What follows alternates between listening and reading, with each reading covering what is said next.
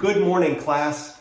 Today I'm going to talk to you about brain disorders, specifically the traumatic brain injury.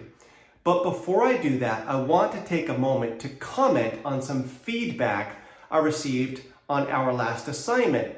Feedback I got from Paulina. She commented on my confidence in making these videos. And that really struck me because I am anything but confident when I make these videos. In fact, I am deathly afraid of public speaking. Deathly afraid. I took a public speaking class in the last term to try to help me with this, and it really did help. But one of the things I learned is that in order to get better at doing something you're afraid to do, you actually need to do it. So that's why I tend to make these videos from time to time. My point is that the feedback we give and get in this class is so incredibly important. It can change someone's day. It changed my day today because I was going to type a paper on brain disorders. Instead, I find myself making a video, which is actually a lot more fun. So thank you, Paulina. The traumatic brain injury. I used to race go-karts, and back in the mid-90s, we were racing at a track called the Waterford Speed Bowl. The Speed Bowl. It sounds fast because it is fast. This track is designed for stock cars, not go-karts. But somebody thought it would be a great idea if we raced there. Our top speeds were right around 85 miles per hour, and that's really fast if you're sitting an inch off the ground. In this particular race, I had dropped out due to engine failure, so I was watching from the infield. And a couple of guys were racing down the backstretch side by side, and they got together, and this guy got turned. He went up the racetrack, and he hit the wall incredibly hard at about 65 miles per hour. His go-kart evaporated, and his body went flying.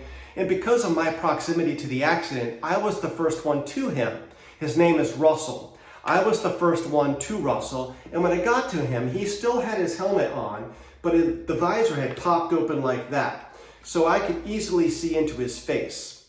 His eyes were closed, and from what I could tell, he was not bleeding from his eyes or his ears, his nose, or his mouth, like you would expect to find in a skull fracture. I could tell he was breathing because Russell has a bushy mustache, and the air going in and out of his nose was making the hair on his mustache move. So I could tell he was alive, but I also knew that he was badly injured. The paramedics arrived and they did their thing and they took him away. What had happened in this accident was that when Russell hit the wall, his helmet hit the wall and it stopped instantly. Inside of the helmet, his head hit the padding and his head stopped instantly. Now we have the brain that's floating around in his skull, still traveling at 65 miles per hour until it hit something. And it eventually did. It hit the side of his skull, and his brain stopped instantly. When his brain stopped, it tore blood vessels within the brain, and his brain started bleeding immediately. And that blood started to pool underneath the layers of protective tissue that surround the brain. This is called an acute subdural hematoma, bleeding on the brain. When this injury happens, the pressure in the brain increases dramatically, and unless that pressure is relieved, it can be fatal. So the first thing the doctors did when Russell got to the hospital is they drilled a hole in his skull to let that blood out to relieve that pressure, and this saved his life. Russell survived this accident. About a year later, he showed up at the racetrack. It was the first time any of us had seen him since the crash. He was different. He walked differently. He talked differently. He acted differently. He had balance issues. He had dizziness. He had a speech impediment, and he had memory issues. And these are some of the ways that a traumatic brain injury can manifest itself on a day-to-day basis. Russell never did return to work, and he was never as independent as he once was because he was disabled as a result of this traumatic brain injury.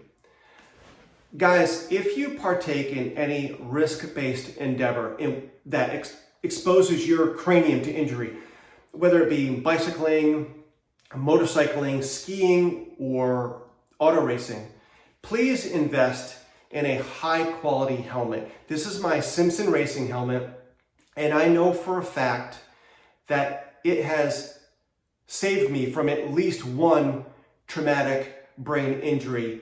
And because of this helmet, I remain a relatively clear-thinking individual today. Thank you.